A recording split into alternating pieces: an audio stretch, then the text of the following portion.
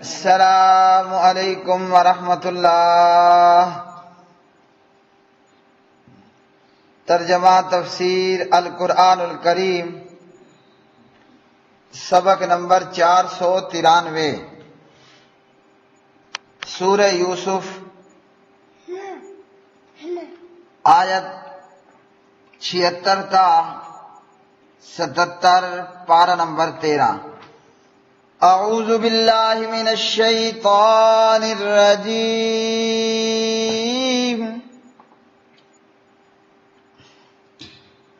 فبدأ بأوعيتهم قبل وعاء أخيه ثم استخرجها من وعاء أخيه كذلك كدنا ليوسف ما كان ليأخذ أخاه في دين الملك إلا أن يشاء الله نرفع درجات من نشاء وفوق كل ذي علم عليم۔ قالوا إن يسرق فقد سرق أخ له من قبل فأسرها يوسف في نفسه ولم يبدها لهم قال أنتم شر مكانا والله أعلم بما تصفون۔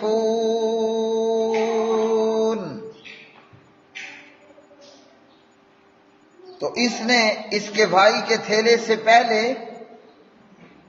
ان کے تھیلوں سے ابتدا کی، پھر اسے اس کے بھائی کے تھیلے سے نکال لیا۔ اس طرح ہم نے یوسف کے لیے تدبیر کی۔ ممکن نہ تھا کہ بادشاہ کے قانون میں وہ اپنے بھائی کو رکھ لیتا، مگر یہ کہ اللہ تعالیٰ چاہے ہم جسے چاہتے ہیں درجوں میں بلند کر دیتے ہیں، اور ہر علم والے سے اوپر ایک سب کچھ جاننے والا ہے۔ انہوں نے کہا اگر اس نے چوری کی ہے تو بے شک اس سے پہلے اس کے ایک بھائی نے بھی چوری کی تھی۔ تو یوسف نے اسے اپنے دل میں پوشیدہ رکھا اور اسے ان کے لیے ظاہر نہیں کیا۔ کہا تم مرتبے میں زیادہ برے ہو اور اللہ تعالیٰ زیادہ جاننے والا ہے جو تم بیان کرتے ہو۔ فبدأ، چنانچہ وہ شروع ہوا، بأوعیتہم، ان کے بوروں کی، قبل وعاء اخیہ، اپنے بھائی کے بورے سے پہلے، ثم استخرجہا، پھر اس نے نکال لیا وہ یعنی پیالہ، من وعاء اخیہ، اپنے بھائی کے بورے سے، کذالک، اسی طرح، کدنا، ہم نے تدبیر کی، لیوسف، یوسف کے لیے، ما کانا، نہیں تھا وہ، لیأخذ، کہ وہ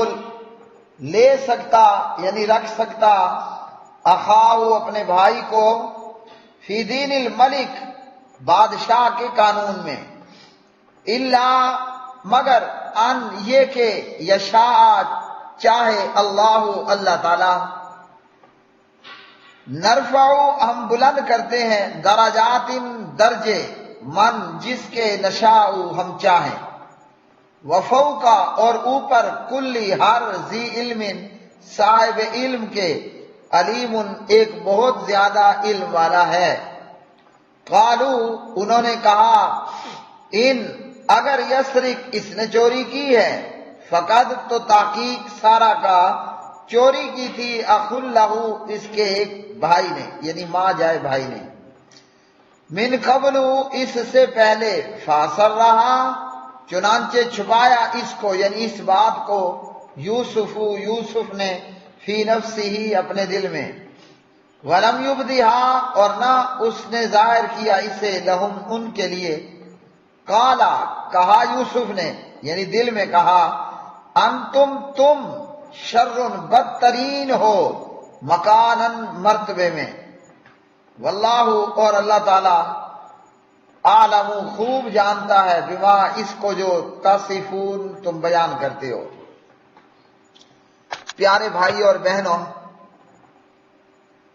سورہ یوسف کی آج کی آیات بینات بادشاہ کا پانی کا پیالہ، غلہ ماپنے کا ماپ وہ گم ہو گیا۔ اب جناب یوسف علیہ السلام کے بھائیوں پر چوری کا الزام آ گیا۔ انہوں نے کہا بھئی ہم چور اور فسادی نہیں ہیں، لفڑا جھگڑا کرنے والے، چوریاں کرنے والے، ہم وہ خاندان نہیں ہیں، ہم شریف زادے ہیں، ہم نے یہ کام نہ کیا نہ کرتے ہیں۔ اب تلاشی کا آغاز ہوتا ہے، اور یوسف کے بھائیوں نے خود ہی کہہ دیا تھا کہ جس کے سامان میں جس کے پاس سے چوری کا سامان ملے گا سو وہ شخص ہی اس کی جزا ہے، یعنی ایسے شخص کو چوری کے مال بدلے روک لیا جائے گا۔ اس پیالے اور پیمانے کی تلاش شروع ہوئی، اور پہلے ان 10 بھائیوں کے بوریوں کی ان کے سامان کی تلاشی لی گئی۔ آخر پر یوسف کے بھائی یعنی جناب بنیامین کے سامان کی تلاشی ہوئی، تو وہ بادشاہ کا پیالہ اور وہ غلہ ماپنے کا ماپ وہ بنیامین کے سامان میں سے برآمد ہو گیا۔ اللہ سبحانہ و تعالیٰ فرماتے ہیں اسی طرح ہم نے یوسف کے لیے تدبیر کی، یعنی اس طریقے پر یہ سارا معاملہ طے پایا۔ اب بادشاہ کے قانون، مصر کے قانون کے مطابق چور کو چوری کے مال ملنے کے بدلے نہیں روکا جا سکتا تھا، لیکن چونکہ خود یعقوب علیہ السلام کے بیٹوں نے چور کی یہ سزا تجویز کر دی کہ وہی شخص اس کی جزا ہے جس کے پاس سے چوری کا مال ملے گا، تو اس طریقے پر جناب یوسف علیہ السلام نے اپنے بھائی کو روک لیا، یعنی برادر یوسف جناب بنیامین کو، یہ جو بھی اس کا نام رہا ہوگا، میں آسانی کے لیے بنیامین بول رہا ہوں، کوئی نہ کوئی نام تو دینا ہے نا، تو بنیامین کو روک لیا گیا۔ اور اللہ تعالیٰ فرماتے ہیں ہم جسے چاہتے ہیں علم عطا کر کے اس کے درجے بلند کرتے ہیں، جیسے اللہ نے جناب یوسف کو علم اور نبوت عطا کر دیا، اور یوں دیگر بھائیوں کے مقابلے میں دینی طور پر بھی اور دنیاوی طور پر بھی اور علمی طور پر بھی اور اچھے اعمال کرنے کے طور پر بھی پیارے حضرت یوسف علیہ السلام کے درجات کو اللہ نے بلند فرما دیا، اور فرمایا کہ ہر علم والے سے اوپر ایک زیادہ علم والا بھی ہے، یعنی کوئی شخص اپنے علم کی بنیاد پر آکڑ خانی نہ کرے، غرور اور تکبر نہ کرے کہ میں بہت بڑا عالم ہوں، بلکہ جتنا بڑا عالم ہو چاہیے کہ اتنا زیادہ اس کے اندر عاجزی و انکساری ہونی چاہیے۔ جیسا کہ ہم دیکھتے ہیں نبی علیہ السلام کے صحابہ ہیں، بڑے جلیل القدر عظیم المرتبہ صحابہ ہیں، اور یہ فضیلت ہی بہت بڑی فضیلت ہے کہ انہیں نبی علیہ السلام کی صحبت میسر ہوئی، آپ علیہ السلام کی ملاقات اور آپ علیہ السلام کا ملن انہیں عطا ہوا، لیکن اس کے باوجود بڑے بڑے عظیم صحابی گزرے جو تابعین کے دروازے پر موجود ہوتے کہ یہ حضرت باہر آئیں گے اور ہم ان سے پیغمبر صلی اللہ علیہ وسلم کی حدیث لیں گے، تو جتنا بڑا عالم ہو چاہیے کہ اتنی ہی زیادہ اس کے اندر عاجزی، انکساری، عجز و انکساری کا ہونا ضروری ہے۔ کیوں کہ کوئی یہ نہ سمجھے کہ میں بہت بڑا عالم۔ اللہ سبحانہ و تعالی ارشاد فرماتے ہیں ہر علم والے سے اوپر ایک بڑا عالم، زیادہ جاننے والا موجود ہوتا ہے۔ اب واقعہ یہ ہے کہ یوسف علیہ السلام کے بھائیوں نے تو کہا تھا کہ بھئی ہم چور نہیں ہیں، نہ ہم جھگڑا لفڑا کرنے والے لوگ ہیں، لیکن انہی 11 بھائیوں میں سے بنیامین کے سامان میں سے، ان کی بوریوں میں سے بادشاہ کا گم شدہ پیالہ و پیمانہ برآمد ہو گیا۔ اب تو معاملہ کچھ اور تھا۔ اب جناب یوسف علیہ السلام کے بھائیوں نے جب اپنی بست دیکھی، جب اپنی خفت دیکھی، اپنی بات کی ناکامی دیکھی کہ ہم نے تو کہا تھا کہ ہم چور نہیں ہیں، لیکن یہاں تو چوری شدہ مال ان کے سامان میں مل گیا، یعنی ان کے بھائی بنیامین کے سامان میں مل گیا۔ اب انہوں نے پینترا بدلا، اب انہوں نے پھر دوسری بات کہی، حالانکہ وہی پہلی بات بھی درست تھی کہ یہ لوگ چور نہیں تھے اور جھگڑا کرنے والے بھی نہیں تھے۔ اپنے بھائی یوسف کے تعلق سے حسد مارے جو انہوں نے کیا سو کیا، لیکن اچھے باپ کی اولاد تھے، چور اور جھگڑالو نہیں تھے۔ آپس میں بھائیوں کا حسد اور اس تعلق سے یوسف علیہ السلام کو کنویں میں پھینک دینا، اپنے باپ کو تکلیف سے دوچار کرنا، یہ ایک معاملہ ہوا سو ہوا۔ اب جب انہوں نے دیکھا کہ بنیامین کے سامان میں سے چوری کا مال برآمد ہو گیا ہے، تو یہ کہنے لگے کہ بات یہ ہے کہ اگر اس نے چوری کی ہے، یعنی بنیامین چور ہے، تو قصہ یہ ہے کہ اس سے پہلے اس کا ایک بھائی بھی چور تھا، یعنی جناب یوسف علیہ السلام پر چوری کا الزام لگا دیا۔ کہا کہ اس سے پہلے جناب اس کے بھائی ایک تھے، یعنی یوسف کی طرف اشارہ ہے کہ اس کے بھائی بھی چور تھے، تو یہ بھی اپنے بھائی کی روش پر گیا۔ یوں پیغمبر حضرت یوسف علیہ السلام پر، معصوم اور پاک پوتر پر، معصوم اور پاک پوتر یوسف پر چوری کا الزام لگا دیا۔ بہت بڑا الزام تھا۔ حضرت یوسف علیہ السلام، ہاں جی، جناب حضرت یوسف علیہ السلام جہاں علم والے تھے، جہاں ان کا رتبہ اور شان مقام تھا، وہیں وہ وزیر خزانہ، وزیر خوراک بھی تھے، اور مملکت کے اندر جو مرضی کریں آزاد بھی تھے۔ ہونا تو یہی تھا کہ غصے میں لال پیلے ہو جاتے اور انہیں بتا دیتے کہ جناب تم جھوٹ بول رہے ہو، میں یوسف ہوں، میں نے تو کوئی چوری نہیں کی، اور یوں انہیں الٹا لٹکا دیتے۔ لیکن وہ پیغمبر تھے، اور صبر حضرت یوسف علیہ السلام کا کیا ہی کہنا کہ معصوم اور پاک پوتر اور بے گناہ ہو کر اتنا بڑا الزام ان بھائیوں نے لگایا، لیکن جناب حضرت یوسف علیہ السلام نے صبر کے گھونٹ پینے پر ہی اکتفا کیا، گزارا کیا۔ تو جناب حضرت یوسف علیہ السلام نے اپنے دل میں کہا،